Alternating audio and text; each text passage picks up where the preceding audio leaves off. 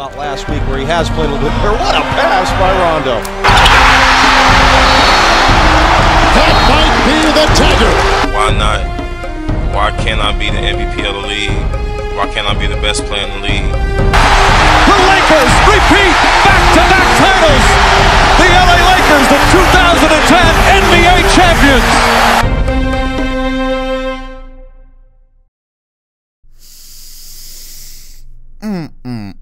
That smells so good. Can y'all smell that? That is the sweet, sweet aroma of this garbage super team era finally being over. For now, at least. Just for now. I think it's inevitable because the cat has been let out of the bag. It's probably inevitable that we will get more super teams down the road, but for now, the NBA balance has been restored. Our Lord and Savior Kawhi has set everything straight, and then he went back home to celebrate.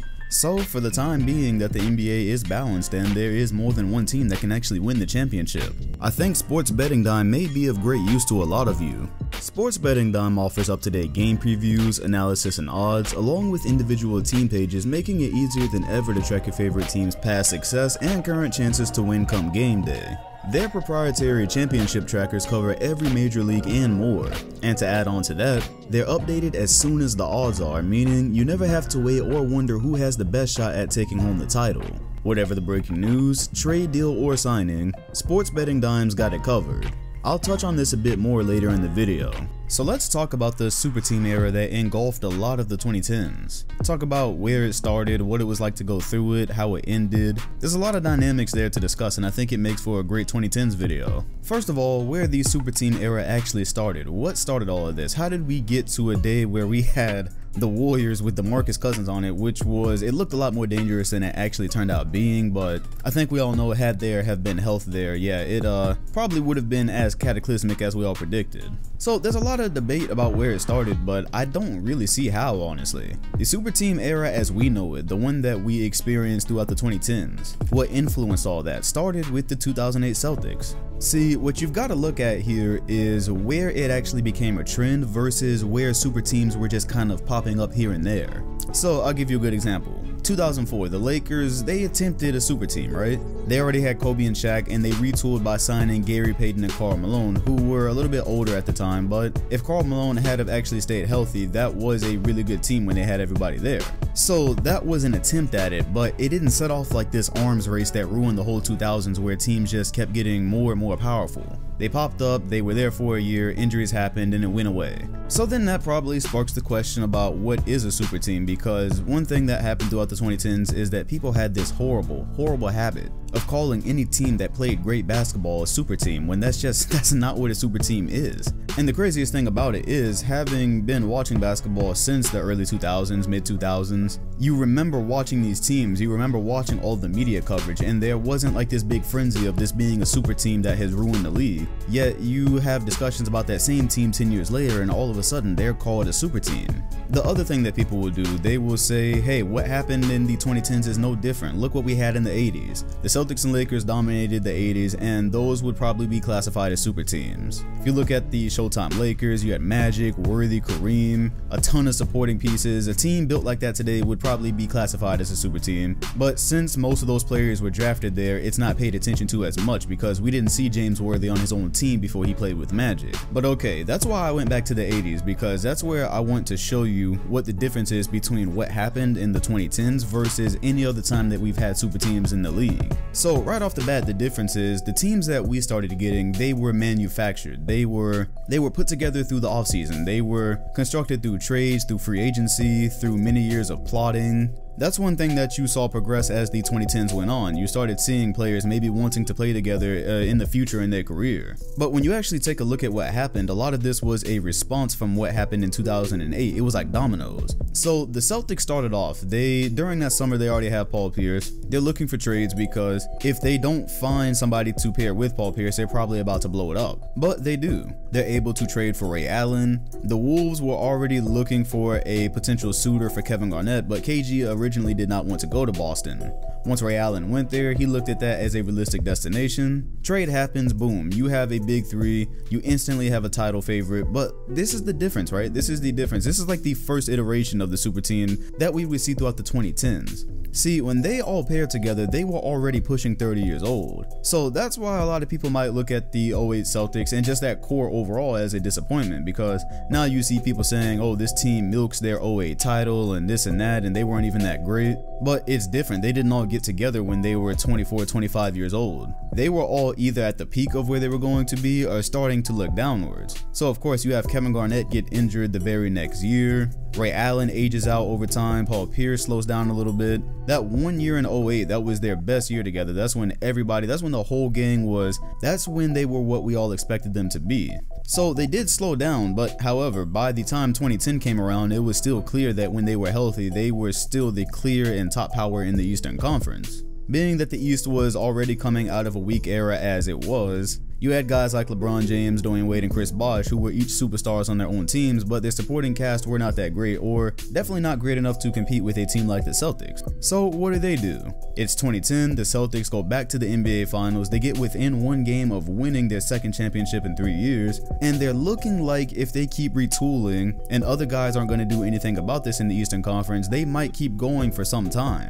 So that caused the Miami Heat Big Three. That whole party, this conglomerate of three players as talented as we'd ever seen together on the court, all that was a response to the Celtics. It was really put together with the sole goal of beating the Celtics and then winning an NBA championship, of course. But I don't know how many of you remember watching the Heat beat the Celtics for the first time in 2011 and LeBron looked like he had just won the championship. That was a major goal. That was a milestone for them, for anybody in the Eastern Conference. Beating that team healthy, that was the first order of business. However, the 2011 Miami Heat are a very interesting case study when we're talking about super teams because, well, not even just the 2011 Heat, just that big three in general. And it's quite simply because they did not become what anybody expected. They didn't become what they expected. They got together and during that party said that they expected to be contending for titles for a very long time. Of course, we all know that the 7 years was an exaggeration, but there is some truth to every joke, and though LeBron was probably just joking around, when you saw those three guys together, you really thought, man, they're going to have a death grip on the league for a long time.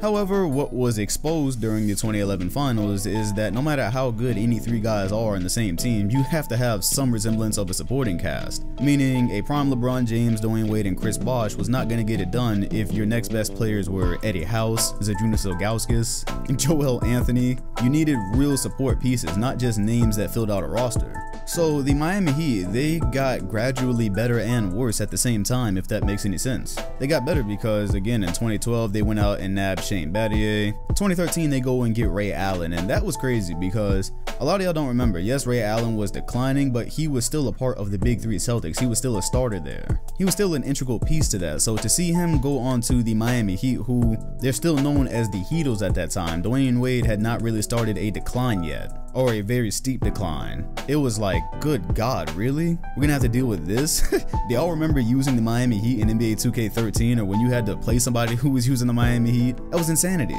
So now we're at the point where you're looking at a team with 3 stars but also a good supporting cast, but let's just back up a little bit because LeBron James plays a very big part in all of this. You've heard Shannon Sharp talk about it, you've heard Matt Barnes. It's been on plenty of talk shows and talking about how LeBron James essentially gave power to the players. In this generation where players kind of move around freely, even when they're not free agents, they are. It kind of all started by LeBron James doing what he did in Miami, or doing what they did in Miami, and then later going on to Cleveland. And that's what made the 2010s different from any other time that we had super teams, because it went from teams trading for super teams or them just coincidentally ending up with super teams whenever they could, to this is what we're actually aiming for now.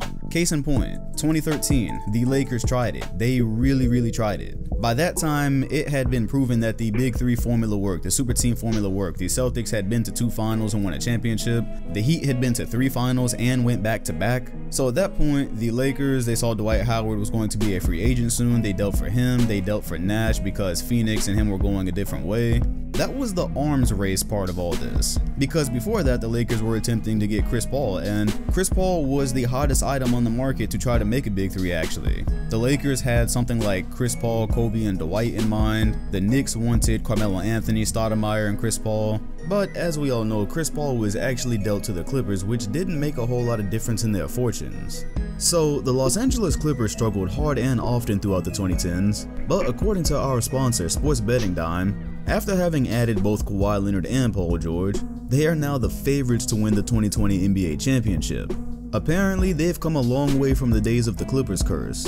But aside from them, you can also see how other teams I've talked about in this video are looking these days through the link in the comment section and the description. So back to the Heat. With Miami's run and everything they had accomplished in their 27-game win streak and what looked like it was going to be a very long run in the East because we did not yet know that LeBron was going to leave, it was just shown that if you can put something together like this, your franchise can have success. So the Lakers were not the only ones that tried it. The Nets also tried it. Once the Celtics were done and they were starting to go their own direction, Brooklyn already had Darren Williams and Joe Johnson. Those at that time were still they were pretty good players. They had Brook Lopez as well. So Mikhail Prokhorov just said, we're going to go for it. We're gonna bring the city a championship immediately, forget the future. Back then, that's what the move said. Dumped everything, brought along Paul Pierce and Kevin Garnett, and all of a sudden they had what on paper looked like a big five. Darren Williams, Joe Johnson, Paul Pierce, KG, Brook Lopez. On paper, again, this is before we knew that Kevin Garnett was going to be missing layups at the rim by the end of the season. And that just didn't work out. It didn't work out because, again, age, chemistry, but also injuries. Brook Lopez barely played for them that year. That did not help that Kevin Garnett did not have another big man down there to back him up at that age. That whole thing fell apart rather quickly. But that was an attempt. So then, in the summer of 2014, when it became clear that LeBron was looking for something else in his career, the Cavaliers, they tried it. They did. Kevin Love was known as a superstar power forward in Minnesota. He had amazing numbers, he could stretch the floor, great rebounder. Kyrie Irving had already shown that he had great individual talent. LeBron goes and pairs with Kyrie Irving, Cavaliers have a draft pick, swing it immediately for Kevin Love. Bam, yet another big three. This one is always fascinating to talk about because it did not turn out like as good as Miami really, in terms of the synergy between the three players. Kevin Love really took a back seat behind LeBron James and Kyrie Irving, and he did not have Chris Bosh's defense to make him as relevant, so that's not the point here. The point here again was the strategy, going along with what had been done in the era, and then a few years later the Warriors did it. After losing in 2016, we already know what happens with Kevin Durant joining, but the interesting snippet there is that Kevin Durant literally said he was influenced by what LeBron James did in going to Miami. That goes back to the conversation about LeBron handing players freedom. Seeing the success that the Miami Heat had, 4 straight finals, 2 championships, probably influenced Steph Curry to be so giving of the spotlight. Influenced him to actually recruit another superstar into his spotlight instead of trying to be competitive, trying to be combative, and just kind of wanting his own domain. He let Kevin Durant right into it. Now, this was everything we had ever seen in the Super Team era on steroids. It really was. And I've done a whole video about how the Warriors built the super team and the incredible luck that it took with Steph Curry being injured and having a contract and a bargain, all the things that it took, all the stars that had to align for them to have the core that they had, and then to have the money that they were going to have to acquire Kevin Durant that summer. Yeah, the stars just lined up, and what you had different in this team than any other super team that had even been tried before this is that these guys were all young and in their prime. We're talking about MVP candidates, not where one is like 25 and the other one's 33 or 34. No, we're talking about guys that were in the MVP race the year before they teamed up. That is so insane. But on top of that, what made things really bad was it was just, again, the stars lining up and the type of players that they were. All-time shooters. So in this era of small ball and three-point shooting, which they really accelerated, they had the best of everything. The floor was always so spread that it took a phenomena like what we just saw in 2019, where everybody had to be injured, everybody had to be dealing with something for them to even come close to losing. They still almost went 7. They still might have been able to win that series. But I don't necessarily fear something like the Warriors happening again, because even when it looked like the Lakers were going to happen this summer with Kawhi, AD, and LeBron, you still had to pit that up against what the Warriors had because of the fit. Maybe the Warriors did not have 3 top 5 players, but they had top 10 guys guys, top 15 guys together that all fit extraordinarily well, to the point that they might have still been better than whatever the Lakers were going to put together. And it's hard to imagine something like that will happen in the near future again, because it took draft picks, it took injuries, it took a lot of things for this. It's like lightning in a bottle. That's what the Warriors were, and I'm not even sure there would have been a team out there anytime soon that would have been able to put something together that could for sure have beaten them when they were healthy. So speaking of that, here's the interesting thing about the Super Team era of the 2010s. Do you notice that none of these teams actually did what they set out to do or what anyone thought they were going to do? 2008 Celtics were worth at least 3 rings in most people's mind. 2013 Heat, we were looking north of 3. The Warriors, we thought that team could have went on as long as they damn well pleased. But for one reason or another, they all came up short. The Celtics got injured, the Heat got injured, and then LeBron James decided to leave even though they could have retooled it. The Warriors, they kind of imploded early on in the season. The Draymond Green and Kevin Durant beef, and then injuries. But even before the injuries, it looked like Kevin Durant was on his way out anyways from this perfect basketball situation. It was really not a better place for him to play basketball than Golden State. That team, it could have kept going for as long as they wanted, and yet it broke up. And it keeps going back further. You go to the Lakers, they tried it didn't work. That is what's interesting for the next time that we do end up with super teams, is to realize that if there is a conglomerate of stars that happen somewhere, we're most likely not going to see like 5 to 7 championships that we expect when they first get together.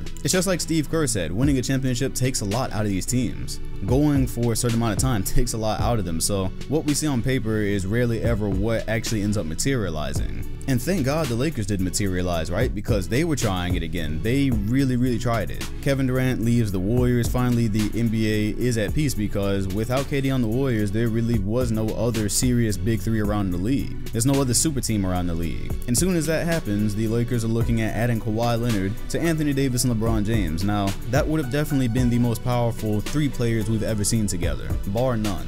3 guys that have all been debated as the best player in the league, 3 guys that are all top 5 players. You can't find that anywhere in NBA history. And as soon as they would have got together, you can bet that you're probably looking at other guys like Iguodala. They would have found some way to really fill out a supporting cast, and that just would not have been fun at all. I'm so glad that didn't happen. And hey, look at that, abracadabra.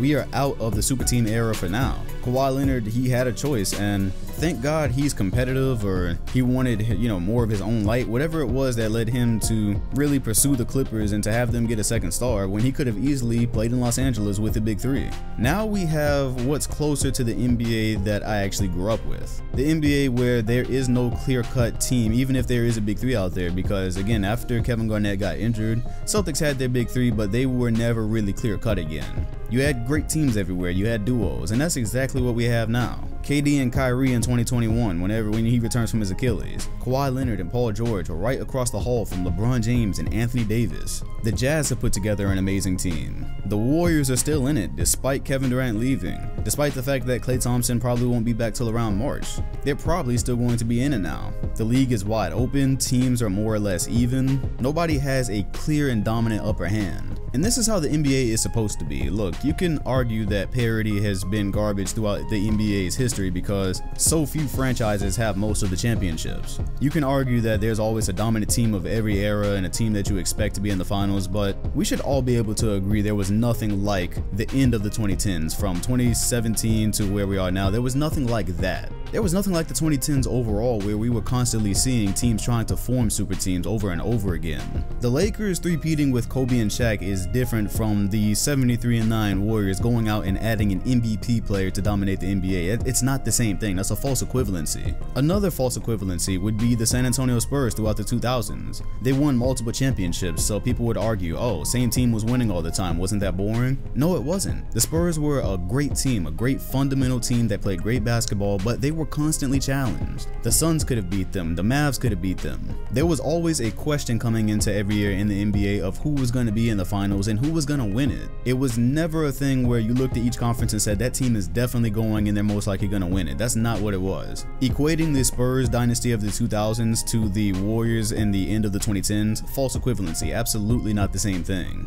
The way the NBA was in the 2000s, it was much like it is right now, where it's July 9th and I am ready to simulate August and September because I cannot wait to see this NBA season. I can't wait to see who comes out on top, what moves teams make, who gels together the best. That is much different from 1 year ago when we were sitting here looking at DeMarcus Cousins joining the Warriors and knowing that they were going to be in the NBA Finals. We can't even call the finals this year. We don't know who's going to be there. This is how the NBA is supposed to be. And at this exact moment, the 2020s are off to an amazing start.